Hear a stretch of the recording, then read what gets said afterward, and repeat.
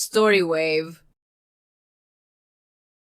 On the 9th of January, now 4 days ago, I received by the evening delivery a registered envelope, addressed in the hand of my colleague and old-school companion, Henry Jekyll. I was a good deal surprised by this, for we were by no means in the habit of correspondence.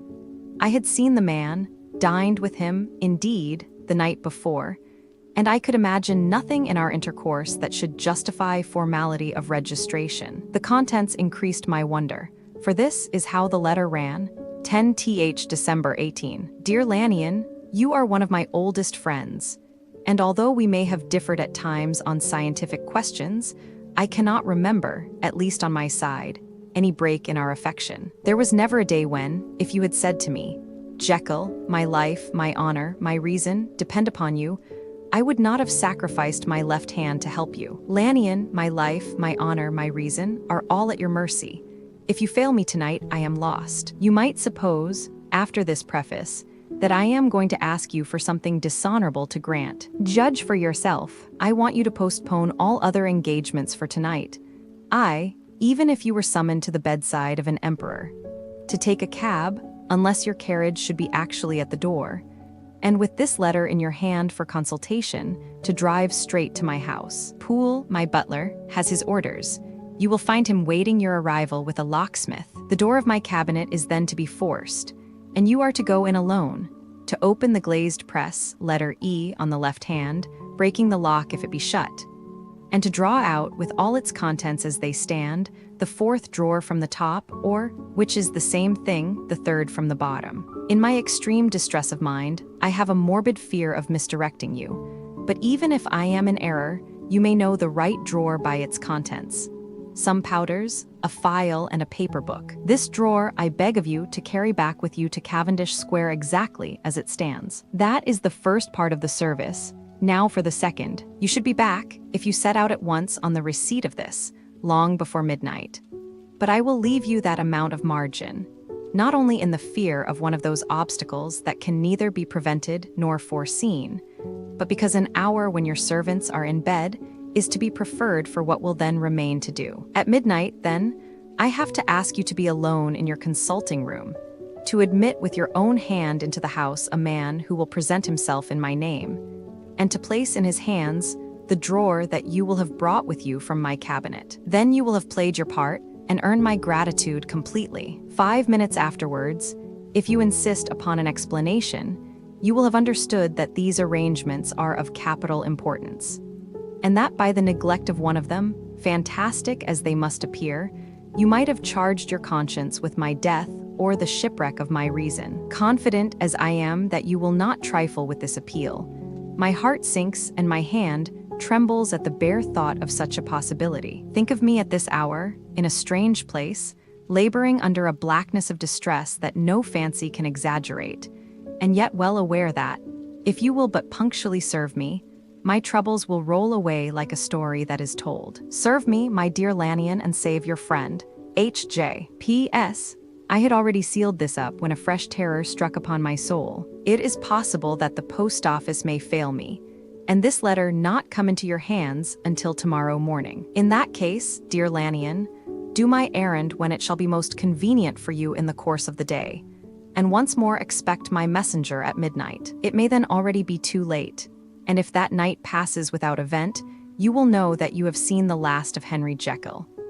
Upon the reading of this letter, I made sure my colleague was insane, but till that was proved beyond the possibility of doubt, I felt bound to do as he requested. The less I understood of this farrago, the less I was in a position to judge of its importance, and an appeal so worded could not be set aside without a grave responsibility. I rose accordingly from table, got into a hansom, and drove straight to Jekyll's house. The butler was awaiting my arrival.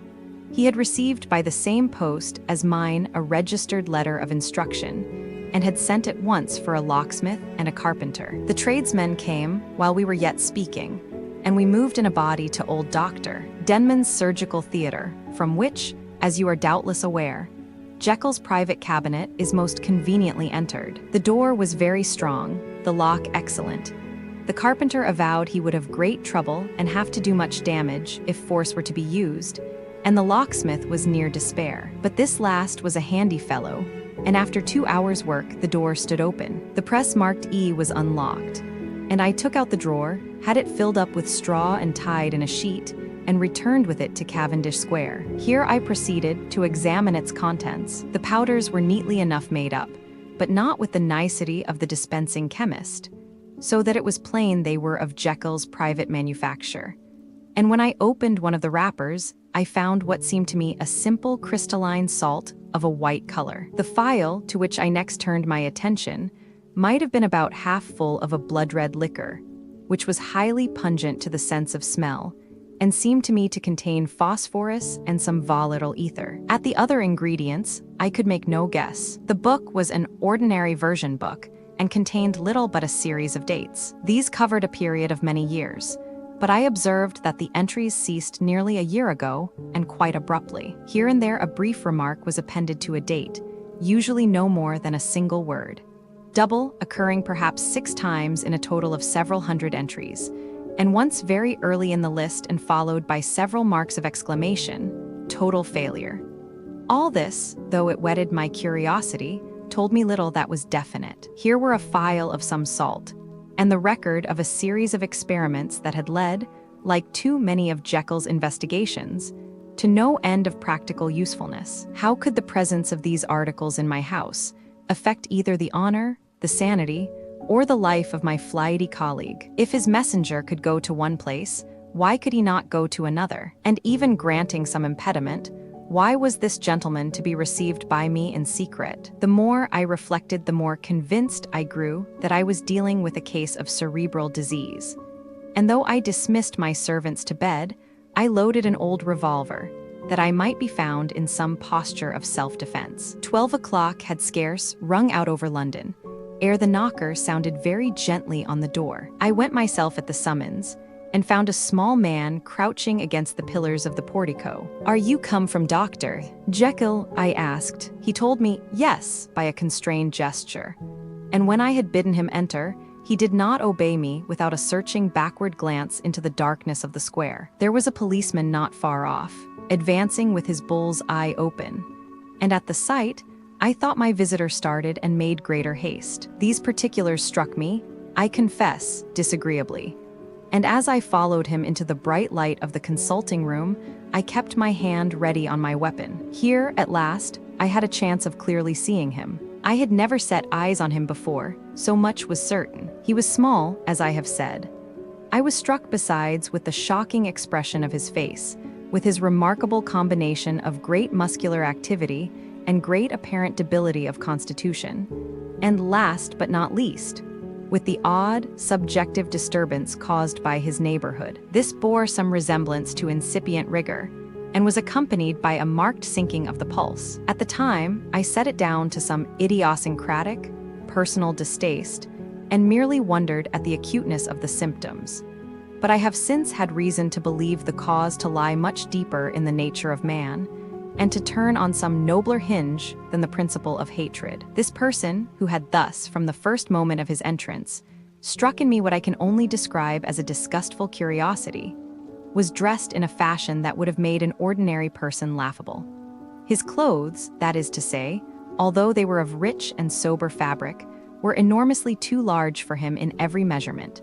The trousers hanging on his legs and rolled up to keep them from the ground, the waist of the coat below his haunches, and the collar sprawling wide upon his shoulders. Strange to relate, this ludicrous accoutrement was far from moving me to laughter, rather as there was something abnormal and misbegotten in the very essence of the creature that now faced me, something seizing, surprising, and revolting.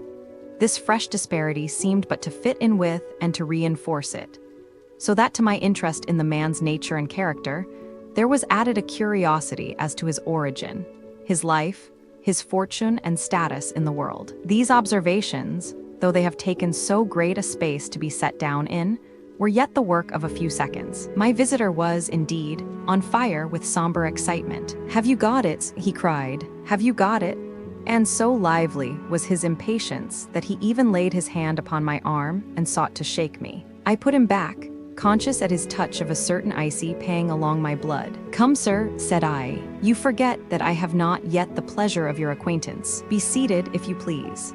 And I showed him an example, and sat down myself in my customary seat, and with as fair an imitation of my ordinary manner to a patient, as the lateness of the hour, the nature of my preoccupations, and the horror I had of my visitor, would suffer me to muster. "I beg your pardon, Doctor Lanyon," he replied civilly enough. "What you say is very well founded, and my impatience has shown its heels to my politeness. I come here at the instance of your colleague, Dr. Henry Jekyll, on a piece of business of some moment, and I understood." He paused and put his hand to his throat, and I could see, in spite of his collected manner, that he was wrestling against the approaches of the hysteria. I understood, a drawer. But here I took pity on my visitor's suspense, and some perhaps on my own growing curiosity. "There it is, sir," said I, pointing to the drawer, where it lay on the floor behind a table and still covered with the sheet. He sprang to it, and then paused, and laid his hand upon his heart. I could hear his teeth grate with the convulsive action of his jaws, and his face was so ghastly to see that I grew alarmed both for his life and reason. "Compose yourself," said I. He turned a dreadful smile to me, and as if with the decision of despair, plucked away the sheet. At sight of the contents, he uttered one loud sob of such immense relief that I sat petrified. And the next moment, in a voice that was already fairly well under control, "Have you a graduated glass?" he asked. I rose from my place with something of an effort, and gave him what he asked. He thanked me with a smiling nod, measured out a few minims of the red tincture, and added one of the powders. The mixture, which was at first of a reddish hue, began, in proportion as the crystals melted, to brighten in color, to effervesce audibly, and to throw off small fumes of vapor. Suddenly, and at the same moment, the ebullition ceased, and the compound changed to a dark purple, which faded again more slowly to a watery green. My visitor, who had watched these metamorphoses with a keen eye,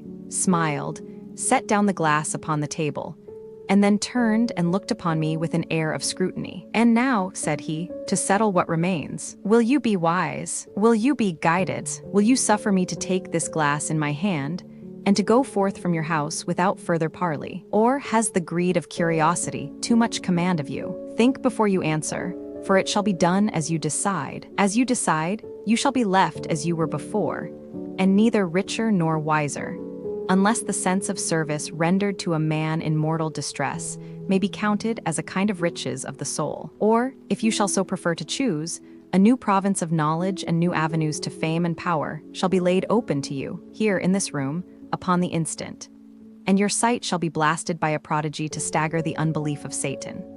"Sir," said I, affecting a coolness that I was far from truly possessing, "you speak enigmas, and you will perhaps not wonder that I hear you with no very strong impression of belief. But I have gone too far in the way of inexplicable services to pause before I see the end." "It is well," replied my visitor. "Lanyon, you remember your vows.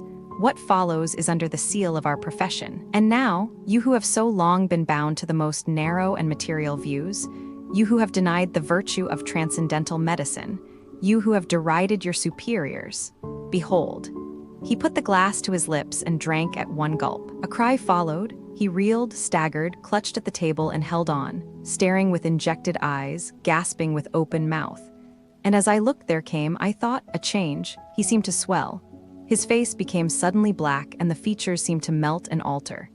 And the next moment I had sprung to my feet and leaped back against the wall, my arms raised to shield me from that prodigy, my mind submerged in terror. "Oh God!" I screamed, and "Oh God!" Again and again, for there before my eyes, pale and shaken and half fainting, and groping before him with his hands like a man restored from death, there stood Henry Jekyll. What he told me in the next hour, I cannot bring my mind to set on paper. I saw what I saw, I heard what I heard, and my soul sickened at it. And yet now when that sight has faded from my eyes, I ask myself if I believe it, and I cannot answer. My life is shaken to its roots. Sleep has left me.